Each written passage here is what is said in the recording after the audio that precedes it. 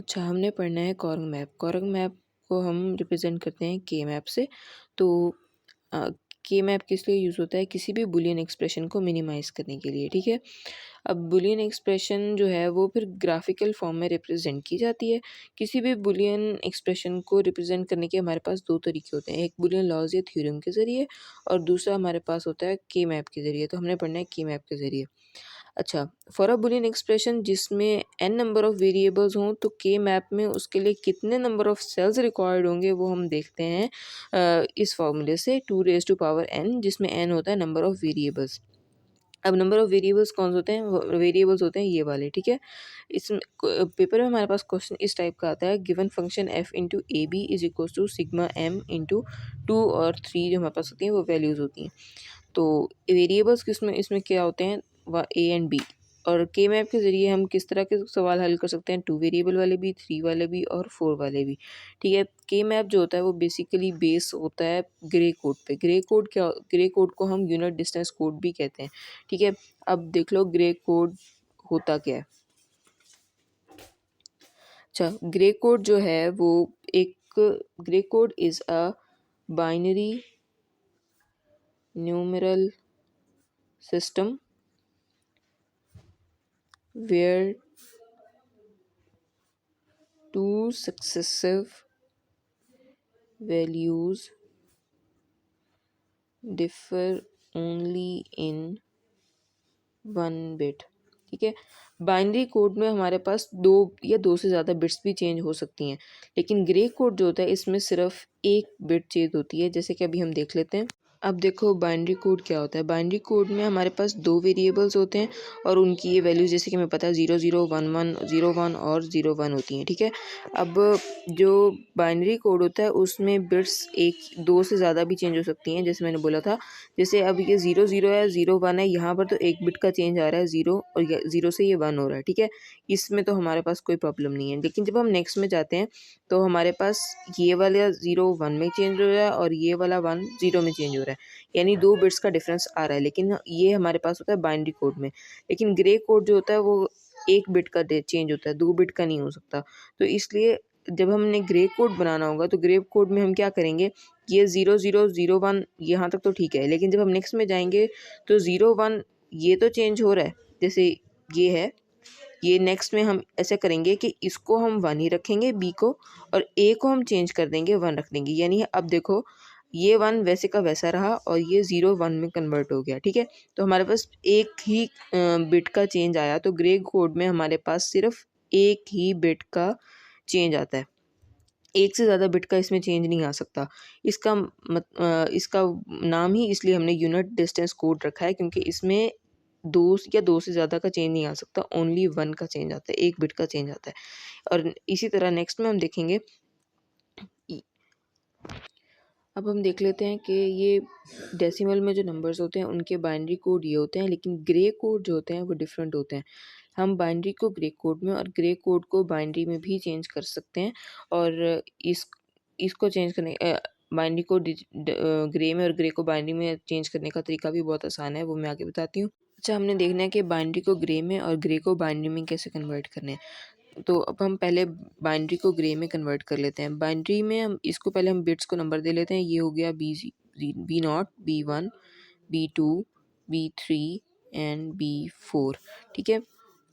अब इसमें जो होता है, जो मेन एक्सट्रीम वैल्यू होती है उसको हम as it is note down कर लेते हैं। जैसे 1 है तो हम 1 को एज इट इज़ नीचे लिख लेंगे। नेक्स्ट हमने क्या करना है कि हमारे पास नेक्स्ट बिट कैसे निकलेगी वो हम करेंगे कि बी4 और बी3 इन दोनों का हम एक्सॉर निकाल लेंगे, ठीक है? और फिर नेक्स्ट बिट हमारे पास कैसे आएगी वो हम निकालेंगे बी3 और बी2 का एक्सॉर, ठीक है? ऐसे हम नेक्स्ट बिट फाइंड करने के लिए हम पिछली और अगली बिट का एक्सॉर ले लेंगे।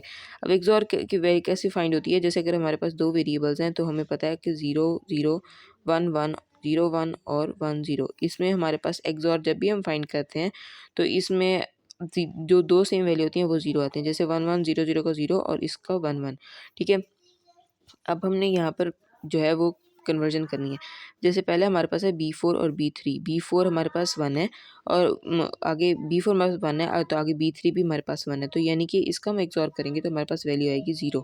ठीक है, नेक्स्ट हमने करना है B3 और B2 का एक्सॉर, B3 और B2 का एक्सॉर। B3 हमारे पास 1 है, B2 0 है, तो हमारे पास वैल्यू आएगी 1। ठीक है, आगे B2 हमारे पास 0 है, B2 हमारे पास 0 है, आगे नेक्स्ट हम निकालेंगे ना, वो निकलेगा बिट निकलेगा B2 और B1 का एक्सॉर निकलेगा। B2 हमारे पास 0, B1 भी हमारे पास 0, तो वैल्यू हमारे पास आएगी 0। ठीक है, आगे हमने निकालना है B1 और B0 का एक्सॉर। तो B1 क्या है हमारे पास, B1 है 0 और B0 है हमारे पास 1, तो 0 और 1 का एक्सॉर 1 निकलेगा।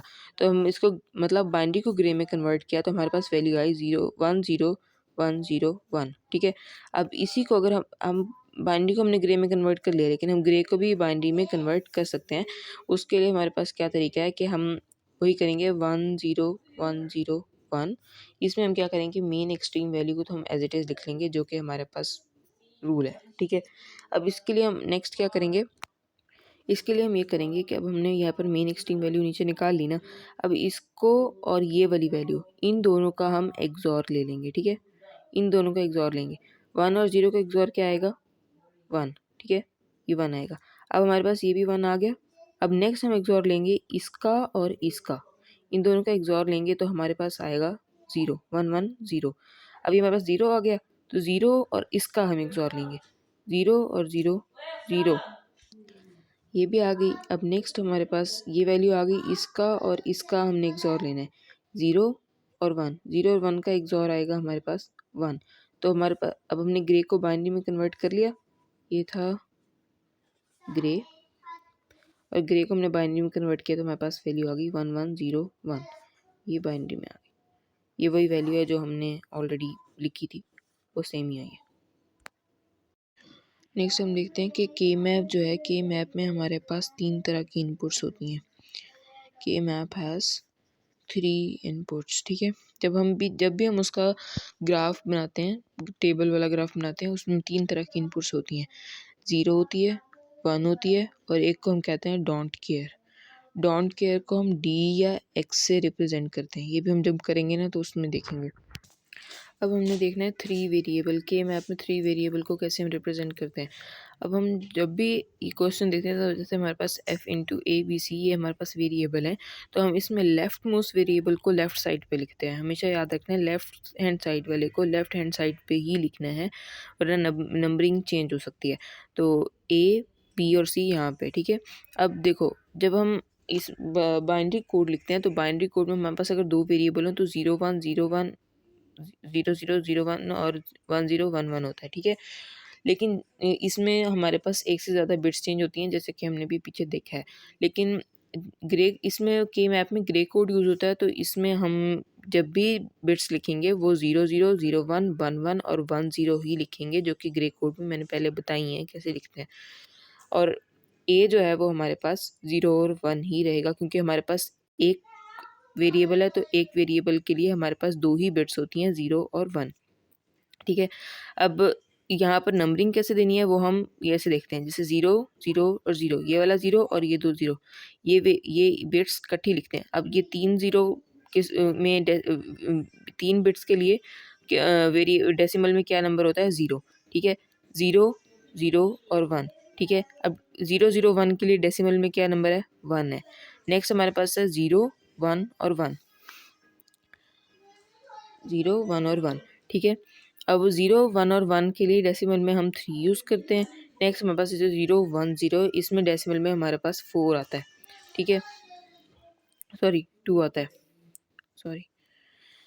ठीक है, अब नेक्स्ट हमारे पास है 1 0 0, 1 0 0 हमारे पास डेसिमल में 4 के लिए होता है, और 1 0 1 हमारे पास डेसिमल में 5 के लिए है, और 1 1 1 हमारे लिए 7 में है, और फिर 1 1 0 हमारे पास 6 में। इसमें अगर बिट्स में ना भी चेंज करना हो उस वक्त, तो हम इसको फ़ौरन से ऐसे भी याद कर सकते हैं कि 0 1 2 के बजाय पहले 3 आता है, बाद में 2 आता है, और नेक्स्ट में भी 4 5 यही वाला चेंज होता है, और यहाँ पर 6 के बजाय 7 और यहाँ पर 6 आएगा। सिर्फ यही इन्हीं 2 ब्लॉक्स में चेंजिंग आती है।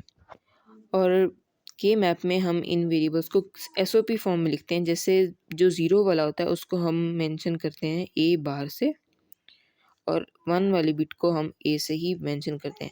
अब